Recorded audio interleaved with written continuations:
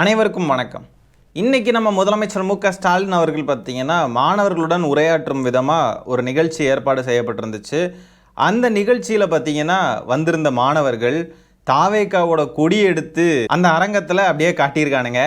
அது மட்டும் இல்லாமல் விஜய் அவர்களுடைய முகம் பொறித்த ஒரு கர்ச்சீஃப் எடுத்து அதே மாதிரியே காட்டியிருக்கானுங்க. இது ஒரு அரசு நிகழ்ச்சி, இது திமுகவுடைய நிகழ்ச்சி கிடையாது அப்படின்ற அடிப்படை அறிவே இல்லாத அந்த மாணவர்கள் இந்த மாதிரி பண்ணிக்கிட்டு இப்போ மாட்டி பிடிச்சிட்டாங்க.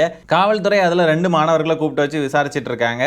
ஒரு மாணவர் தப்பி ஓட்டம். மாணவர்களும் அரசியல் மயப்பட்டு இருக்கிறது ரொம்ப நல்லது தான். ஆனால் அதுக்காகன்ட்டு சில அடிப்படை நாகரிகங்களை கடைபிடிக்கணும். விஜய் அவர்களுடைய ரசிகன், விஜய் அவர்களுடைய தொண்டன் அப்படின்றதுக்காக எங்கே வேணா போய் என்ன வேணா பண்ணலான்னு நினச்சிக்கிட்டு இருக்கானுங்க இவனுங்க. இதில் கொடுமையிலையும் கொடுமை என்ன அப்படின்னு பார்த்தீங்கன்னா, இந்த சம்பவத்தை எடுத்து வச்சு இந்த தாவேக்காரனுங்க சோஷியல் மீடியாஸில் பேசுவானே தெரியுமா, இதை சப்போர்ட் வேறு பண்ணுறானுங்க. இதில் என்ன தப்பு இருக்குது? கர்ச்சீஃப் தானே, இதில் என்ன இருக்குது? தாவேக்காவுடைய கொடி தானே, இதெல்லாம் ஒரு விஷயம்னு சொல்லி திமுக எங்களை பார்த்து எப்படி பயப்படுறாங்க பாருங்கள். இவ்வளோ பயத்தை வச்சுட்டு தான் சுற்றுறீங்களா நீங்கன்னு கிறுக்குத்தனமாக இதை சப்போர்ட் வேறு பண்ணுறானுங்க. இதையெல்லாம் பார்க்குறப்போ தான் இந்த மாதிரி சோஷியல் மீடியாஸில் இவங்களுக்காக களமாடி பேசுகிறது, அரசியல் பேசக்கூடிய நபர்கள் இவங்கெல்லாம் உண்மையாகவே 18 வயசு நிரம்பினவங்களா என்ன ஏதுன்னு ஒரு குழப்பமாக இருக்குது. ஓட்டு இருக்குமா இருக்காதா? ஏன்னா சின்ன பிள்ளைங்க மாதிரியே பேசுகிறானுங்க. அந்த மாணவர்கள்லாம் இந்த மாதிரி கொடி எடுத்து காட்டினானுங்க தெரியுமா, அதே மாதிரியே தான் மெச்சூரிட்டி இவனுங்களுக்கும் இருக்குது போல இருக்குது. ஒரு அரசு நிகழ்ச்சியில் இந்த மாதிரிப்பட்ட காரியங்களில் ஈடுபடக்கூடாதுன்றது கூட தெரியல பாருங்க. இது மட்டும் இல்லாமல் சமீபத்தில் முதலமைச்சர் அவர்கள் பல இடங்களுக்கு போயிட்டுருக்காங்க. வேலூர் அங்கே இங்கேன்னு போயிட்டுருக்காங்க. அதில் எங்கேயோ ஒரு இடத்துல வச்சு ரோட் ஷோ நடத்துகிறப்போ பார்த்தீங்கன்னா முதலமைச்சர் அவர்கள் ரோட்டில் இருக்கக்கூடிய பொதுமக்கள் கிட்ட பேசி அவங்க கூட கை குலுக்கி அவங்க கூட புகைப்படம் எடுத்துக்கிட்டு அந்த மாதிரி அவர் மக்கள் கூட இணக்கமாக இருந்துட்டு அவர் பாட்டுக்கு போயிட்டுருக்கார். இந்த தாவேக்காரனுங்க இதில் சில கிறுக்கனுங்க அனில் குஞ்சான்ஸ் என்ன பண்ணியிருக்கானுங்கன்னு பார்த்தீங்கன்னா, அந்த இடத்துல நின்று டிவிக்கே தளபதின்னு கத்திக்கிட்டு கிறுக்கனுங்க மாதிரி பண்ணிக்கிட்டு இருந்திருக்கானுங்க. ஐயோ, இது மட்டும் இல்லாமல் இன்னும் பல இடங்கள்லங்க. சமீபத்தில் இந்த கொடைக்கானல் ஷூட்டிங் போகிறேன் அப்படின்னு சொல்லிட்டு மதுரைக்கு போனார் இல்லையா கொஞ்ச நாளைக்கு முன்னாடி, அந்த மதுரைக்கு போன இடத்துல பார்த்தீங்கன்னா தாவேக்காரனுங்க ஃபுல்லாக கூடியிருக்கானுங்க. அந்த இடத்துல நம்ம திமுககாரர் ஒருத்தருடைய திமுக கொடி வச்ச காரை பார்த்த உடனே அணில்கள்லாம் குறைக்க ஆரம்பிச்சிட்டானுங்க. எனக்கு ஆச்சரியமாயிருச்சு, அணில் எப்படா குறைக்குது அப்படின்ற மாதிரி எனக்கு இருந்துச்சு. பரவாயில்ல, அப்பப்போ மாறுவானுங்க போல இருக்குது. அப்பப்போ கழுதி ஆயிடுவானுங்க, அப்பப்போ நாயாவானுங்க, அப்பப்போ அணிலாவானுங்க. ஒவ்வொரு நேரத்துக்கு ஏற்ற மாதிரி ஷிஃப்ட் ஆகிப்பானுன்னு நினைக்கிறேன். அந்த காணொலியை பாருங்கள். முதலமைச்சர் நடந்து போகிறப்போ டிவிக்கேன்னு கத்திக்கிட்டு இருக்கிற இந்த புள்ளிங்கோசை.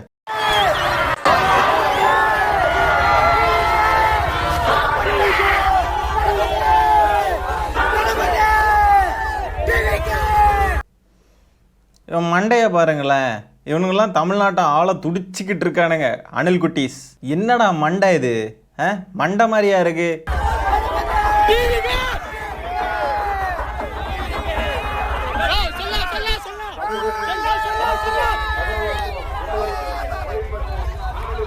அதாவது இவனுங்க இந்த மாதிரிலாம் என்ன வேணா பண்ணலாம், திமுக காரங்க ஒன்றுமே பண்ண மாட்டாங்க, அப்படியே கடந்து போயிடுவாங்க அப்படின்னு சொல்லிட்டு எகத்தாளமாக தெரிஞ்சுக்கிட்டு இருக்கானுங்க.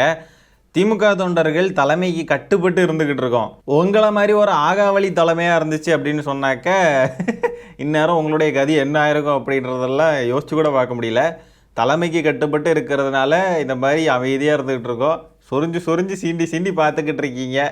அப்புறமா எங்கே போய் முடியுன்றதெல்லாம் தெரியாது, பார்த்துக்குவாங்க. உங்களுக்கெல்லாம் மனசில் என்னடா அவ்வளோ பெரிய மயிறுன்னு நினப்பா உங்களுக்குலாம்? இந்த மாதிரி கூட்டத்தில் தேவையில்லாத வேலைகளை பார்த்து எல்லாரையும் தூண்டி விட்டுக்கிட்டு அப்புறம் எவனாவது ஒரு 4 போடு போட்டாக்க மக்களே இங்கே பாருங்க அப்படின்னு விக்டிம் கார்டு ப்ளே பண்ணி எங்கள் மண்டை உடஞ்சிச்சு புண்ணாயிருச்சு மண்டையெல்லாம் அப்படின்னு சொல்லிட்டு அழுது ஒப்பரை வைப்பானுங்க. மசூதி வாசலில் சம்மந்தமே இல்லாமல் போய் நின்று இந்த சங்கி பயல்கள்லாம் ஜெய் ஸ்ரீராம்னு கத்துவானுங்க இல்லையா நார்த் இந்தியாவில். அதுக்கும் இதுக்கும் எந்த வித்தியாசமே தெரில.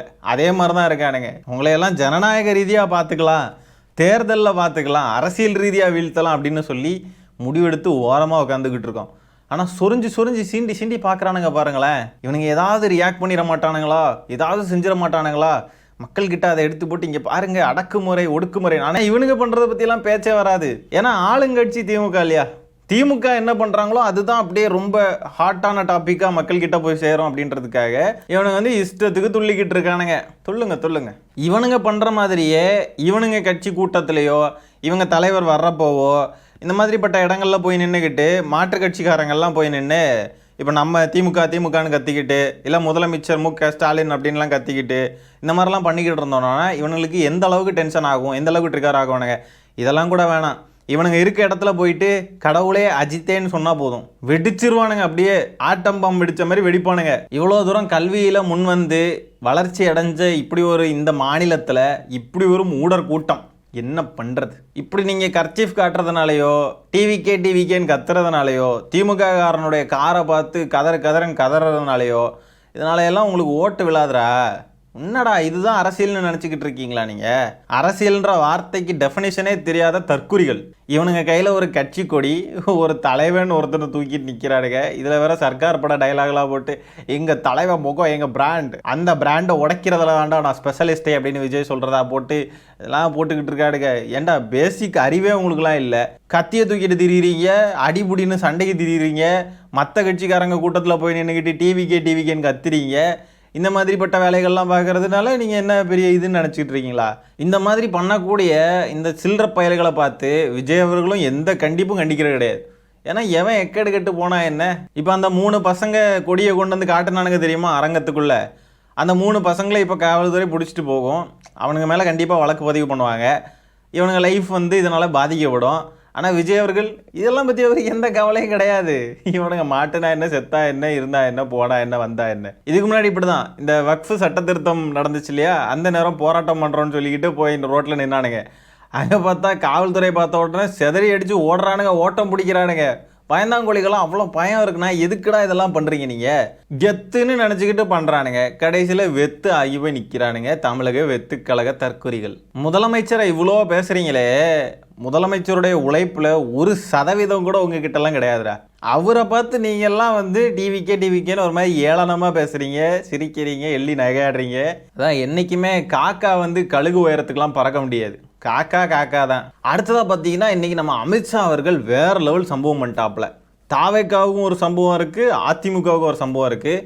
தாவேக்காவுக்கு என்ன அப்படின்னு பார்த்தீங்கன்னா, பாஜக கூட்டணியில் விஜய் அவர்கள் இணைவாரா அப்படின்னு சொல்லி அமித்ஷா கிட்ட கேள்வி கேட்டதுக்கு அவர் சொல்லியிருக்காப்புல, கொஞ்ச நாள் பொறுமையாக இருங்க, தெளிவான பதில் சீக்கிரமாக கிடச்சிரும் அப்படின்னு சொல்லியிருக்காப்புல. ஓஹோ, கதை இப்படி போகுதா? அதனால தான் பாஜகவை பெருசாக எதிர்க்கிறது இல்லையோ, கூட்டணி பேச்சுவார்த்தை போயிட்டுருக்கு. அதாவது நான் பல தடவை சொல்லியிருக்கேன், விஜய் அவர்களுடைய அரசியல் எந்த லட்சணத்தில் இருக்குன்னா, பாஜக காரங்களே இவர் கூட கூட்டணி வைக்கிறதுக்கு விரும்புகிறாங்க அப்படின்றத பார்த்துக்கோங்க. நம்மளுடைய கொள்கை எதிரி பாஜக அப்படின்னு சொல்லிட்டு விஜய் அவர்கள் சொன்னாப்புல. அப்படிப்பட்ட கொள்கை எதிரியை எந்த லட்சணத்தில் கொள்கை ரீதியாக எதிர்த்து இருந்தாங்க அப்படின்னா, பாஜக இவங்க கூட கூட்டணி வைக்க தயார்ன்ற லெவலில் இருக்காங்க அப்படின்றத யோசிச்சு பார்த்துக்கோங்க. பாஜகவுக்கு இவங்க போடக்கூடிய இந்த வாய்ச்சவடால் அறிக்கை இருக்கு இல்லையா, ஒன்றிய அரசை எதிர்த்தெல்லாம் கூட போடுவாங்க இல்லையா, அதெல்லாம் ஒரு விஷயமே இல்லை அப்படின்றது பாஜகவுக்கே நல்லா தெரியும். ஏன்னா அதை கொடுக்குறதே அவங்க தானே. எதிர்க்கணும், எங்களை எதிர்க்கிற மாதிரியும் காட்டிக்குவாங்க அப்படின்ற மாதிரி ஒரு அசைன்மெண்ட்டை கொடுத்ததே அவங்க தானே. ஒன்றும் கிடையாதுங்க. ஒரு தீவிர பாஜக ஆர்எஸ்எஸ் இந்த இந்து முன்னணிக்காரனுங்க இருப்பானுங்க இல்லையா, அவங்க கிட்ட போயிட்டு உங்களுக்கு பாஜக அதிமுக கூட்டணி ஆட்சிக்கு வர்றதை தாண்டி வேற யாராவது ஆட்சிக்கு வந்தால், யார் ஆட்சிக்கு வந்தால் ஓகேவா இருப்பீங்க அப்படின்னு சொல்லி கேட்டால் கண்ணை மூடிக்கிட்டு சொல்லுவாங்க, விஜய் வந்தால் நல்லாயிருக்கும் அப்படின்னு சொல்லுவாங்க. விஜய் அவர்கள் என்ன சொன்னார்? திராவிடமும் என்னுடைய ஒரு கண்ணு அப்படின்னு சொல்லிட்டார் இல்லையா? அப்படி ஒரு கண்ணாக இருக்கக்கூடிய திராவிடம் எங்களுடைய கொள்கை தான் அப்படின்னு சொல்லி விஜய் அவர்கள் சொல்லியுமே பாஜக காரணங்கள்லாம் விஜய் ஆட்சி அமைச்சா அவங்களுக்குலாம் ஓகே தான் அப்படின்ற மாதிரி இருக்காங்கன்னா, விஜய் அவர்களுடைய அரசியல் எந்த லட்சணத்தில் இருக்கும் அப்படின்றத பார்த்துக்கோங்க. அவங்களுக்குலாம் வந்து திமுக ஆட்சியில் இருக்கக்கூடாது, அதுக்காக யாருக்கு வேணால் ஆதரவு தெரிவிக்கலாம் அப்படின்ற ஒரு இடத்துல தான் அவங்கெல்லாம் இருக்காங்க. அதில் விஜய் அவர்கள் கொள்கை எதிரின்னு அவங்களெல்லாம் சொன்னால் கூட, விஜய் அவர்கள் ஆட்சி அமைச்சா கூட அவங்களுக்குலாம் அந்தளவுக்கு மனக்குமுறல்கள் இருக்காது அப்படின்றது தான் நிதர்சனமான உண்மை. அப்படின்னா எந்த லட்சணத்தில் விஜய் அவர்கள் அரசியல் பண்ணிக்கிட்டு இருக்காரு அப்படின்றத மக்கள் அனைவரும் புரிஞ்சுக்குவாங்க. அது மட்டும் இல்லாமல் ராஜேந்திர பாலாஜி அவர்கள் இருக்கார் இல்லையா, அவர் சமீபத்தில் என்ன சொல்லியிருக்காப்புலன்னு பார்த்தீங்கன்னா, தாவேக்காவை கூட்டணிக்குள்ளே கொண்டு வர்றதுக்கான அத்தனை முயற்சிகளும் நடந்துக்கிட்டு இருக்கு, தேர்தலுக்கு இன்னும் கால அவகாசம் இருக்குது, அதனால் கொஞ்சம் பொறுத்து இருந்து பாருங்க அப்படின்னு சொல்லியிருக்காப்புல. அப்போ சரிதான் போல இருக்குது மக்களே.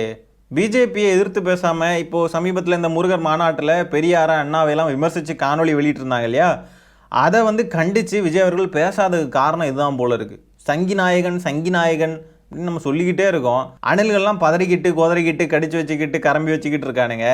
நம்ம சொன்னால் எவன் கேட்குறான்? ஆனால் விஜய் அவர்கள் என்ன பண்ணுறார், என்ன பண்ணாமல் இருக்கார், எதை எதிர்க்கிறார், எதை எதிர்க்காமல் இருக்கிறார் அப்படின்றத பார்த்தாலே அதிலிருந்தே புரிஞ்சுக்கலாம் விஜய் அவர்கள் யார் அனுப்பி வச்ச ஆளுன்றத. இப்போது இதில் தாவேக்கா வந்து இந்த என்டிஏ கூட்டணிக்குள்ளே போகாமல் இருக்காங்க அப்படின்னு நம்ம எடுத்துக்கிட்டாலுமே, பிஜேபி தாவேக்காவை என்னவா பார்க்குது அப்படின்னு நம்ம இப்போ கேள்வி எழுப்பினோன்னா, தாவேக்காவை வெறும் ஒரு ஓட் பேங்காக மட்டும்தான் பார்க்குறாங்க.